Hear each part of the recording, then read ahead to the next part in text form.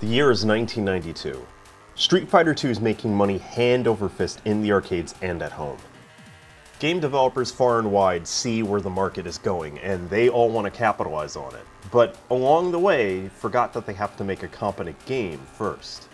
Of course, that didn't stop anyone. There's an entire era of bad fighting games from the early 90s, and I present to you one of the more peculiar ones, Fighting Masters for the Sega Genesis by Traco. And if you haven't heard of Traco, there's probably a good reason for that. The stakes could not be higher. 12 star systems are set to be incinerated by a giant red sun. An omnipotent race known as the Primaries say they can save only one of these civilizations, provided each select a champion to represent the race and fight in a tournament to the death. It's like an intergalactic Kumite. The premise here, and this music, are amazing. But then you press start and it all goes downhill from there. The roster, you know, that one thing that would entice a person to play your fighting game, it's all over the place. You can play as a man or a woman or various other alien species like a horse or elephant or lobster dude. There's a breakdancing robot, that's kinda neat. A piranha plant. A big boy named Rotundo, that's just mean. A souvenir from an Egyptian gift shop, like a paperweight? I don't know. There's a boxing character named Uppercut. Clearly you can see how hard they tried here. Now for the game itself.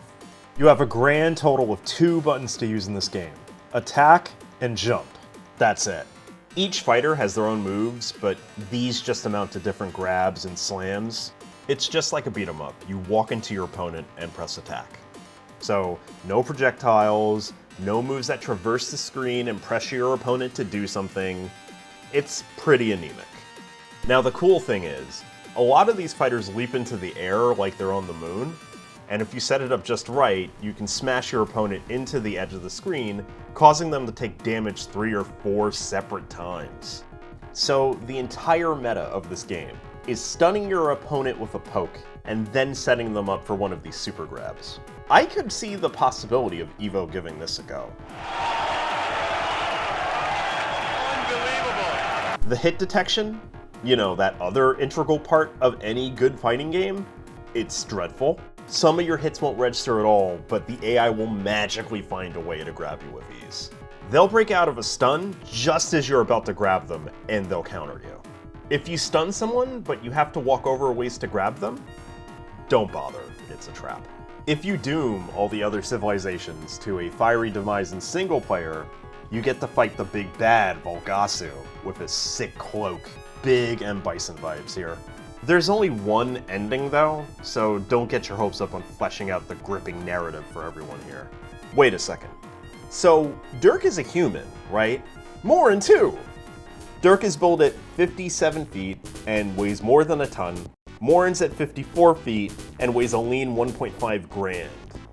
Are they titans or something? Just brawling in some far-flung corner of the cosmos? Volgasu weighs over 6,000 pounds. Dirk is lifting 3 times his body weight. And not just lifting, mind you, but hurtling him into the air, then crashing back down. The implications here are interesting, but I'm having way more fun theory crafting this insane universe than you will playing this game.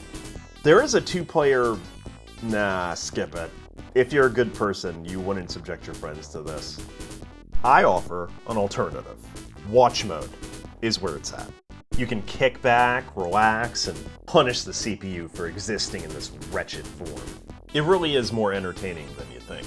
Way back in the day when my friends and I discovered this game through emulation, we did just that, and we found out that Ekis, the horse dude, is the guy.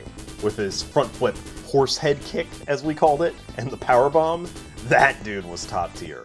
Again, this is one of many janky fighting games in this era of gaming. That whole span of the early 90s when game developers were chasing the coattails of Capcom and Street Fighter II. Fighting Masters might be fun for a few minutes for curiosity's sake, but sooner or later you'll be asking yourself, hey, why aren't I playing a better game? For people who do enjoy bad games though, it does have its charm. Thank you for making it to the end. I hope you enjoyed watching this as much as I enjoyed making it. If you've liked this video, please like and subscribe. More videos are on the way. If you've come across any games, fighting or otherwise, that were a little rough around the edges, leave a comment below and share your thoughts. Follow me on Twitter, and I also stream on Twitch Saturdays at 3 p.m. Eastern. I hope to catch some of you guys there. Links are in the description. Until then, have a good one.